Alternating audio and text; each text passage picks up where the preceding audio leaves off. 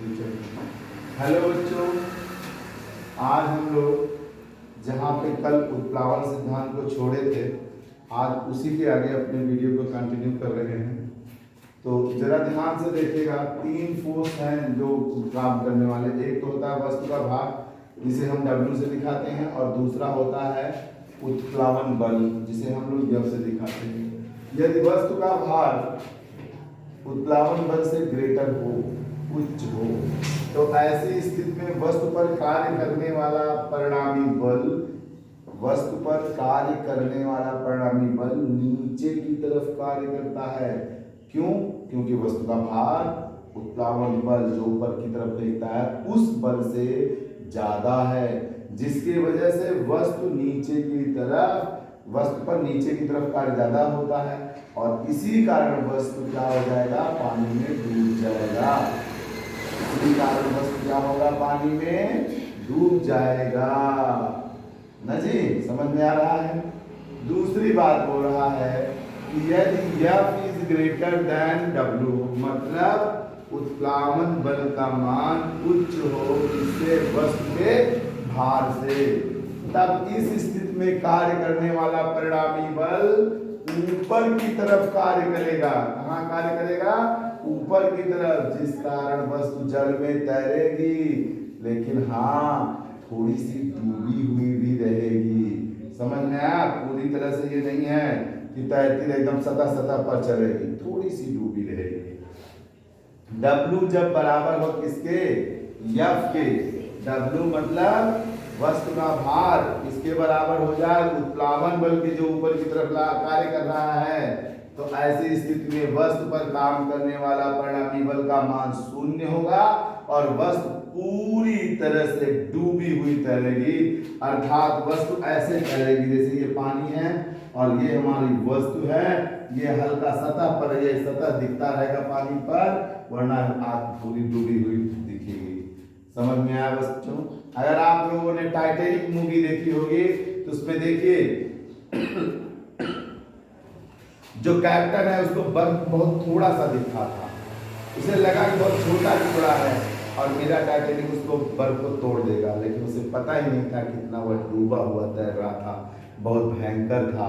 इसीलिए इसमें कोना लग जाता है और उसमें स्क्रैच आ जाती है टाइटैनिक में और पानी भरना शुरू हो जाता है। नहीं तो विश्व की इतनी बड़ी वो शिप बनी थी जिसमें रिकॉर्ड था कि वो डूबेगी नहीं, वो पहली यात्रा ही पूरी न कर पाई और समाप्त हो गई। ठीक, तो ध्यान दीजिए, सब फिजिक्स लगता है वहां पे। अब क्या है कि वस्तु के संतुलन में तैरने के लिए, बराबर रूप से तैरने के लिए दो नियम काम करते हैं। पहला क्या है? वस्तु का भार उसके द्वारा हटाए गए द्रव के भार के बराबर होना चाहिए। जैसे आप एक बकेट ले लीजिए और बकेट में पानी खूब लबालब भरा हो एकदम, और आप एक बोतल पेप्सी कोल्ड ड्रिंक कोई भी वाला ले लीजिए, थोड़ा सा पानी भर लीजिए, वजन बन जाए और उस बकेट में डाल दीजिए। तो जैसे ही आप बकेट में डालेंगे, बकेट का पानी कुछ छलक कर बाहर आ जाएगा। कहाँ आ जाएगा? बाहर आ जाएगा। क्यों? क्योंकि जो वस्तु आपने डाला है, पेप्सी कोल्ड ड्रिंक का बॉटल डाला है, वह अपने भार के बराबर द्रव को क्या करेगा? हटाएगा। और जैसे ही अपने भार के बराबर द्रव को हटाएगा तभी वह तैरेगा, वरना तैर नहीं पाएगा। अब वस्तु का गुरुत्व केंद्र वस्तु द्वारा हटाए गए द्रव के उत्प्लावन केंद्र एक ही ऊर्ध्वाधर रेखा में होने चाहिए। ये भी बात बहुत सही है। देखिए क्या है कि जो वस्तु पानी में डूबी हुई तैर रही है या जिस आधी स्थिति में है, तो दो बल कार्य कर रहे हैं। एक तो गुरुत्वाकर्षण बल ऊपर की तरफ, नीचे की तरफ काम कर रहा है। गुरुत्वाकर्षण बल कहाँ की तरफ काम कर रहा है? नीचे की तरफ काम कर रहा है। और उत्प्लावन बल कहाँ काम कर रहा है?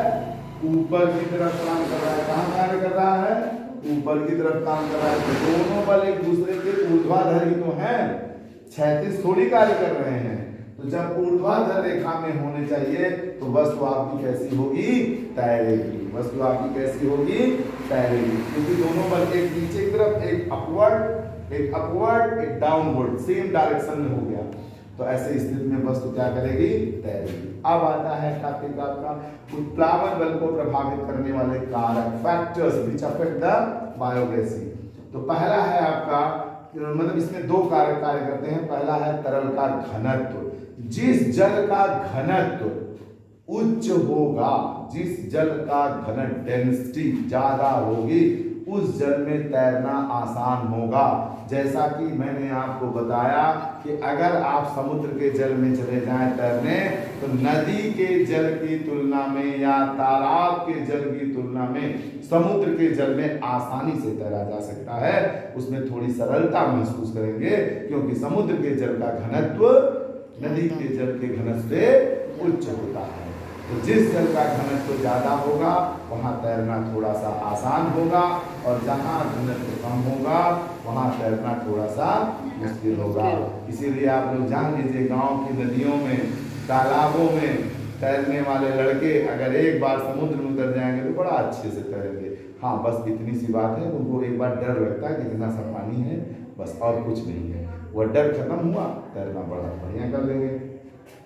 उत्प्लावन बल का परिमाण तरल के घनत्व पर निर्भर करता है। परिमाण किस बात पर निर्भर करता है? तरल के घनत्व पर। तरल का घनत्व कैसा है? अब दूसरा पॉइंट है जल में डूबी हुई वस्तु का आयतन। जल में डूबी हुई वस्तु का आयतन, वॉल्यूम। ठीक, तो वस्तु का कार्यरत उत्प्लावन बल, जो वस्तु पर कार्य करने वाला उत्प्लावन बल है का मान वस्तु की प्रकृति पर निर्भर नहीं करता। ये नहीं कि वस्तु किस प्रकृति की है उस पर निर्भर करेगा, यह केवल वस्तु के जल में डूबे आयतन पर ही, वस्तु के जल में डूबे हुए आयतन पर ही निर्भर करता है। अब अगले पीरियड में हम आप लोगों को आर्किमिडीज का सिद्धांत पढ़ाएंगे और इस तरह से गुरुत्वाकर्षण चैप्टर हमारा नजदीक आ गया है समाप्ति के। फिर हम न्यूमेरिकल कराएंगे और चैप्टर को समाप्त करेंगे। धन्यवाद बच्चों।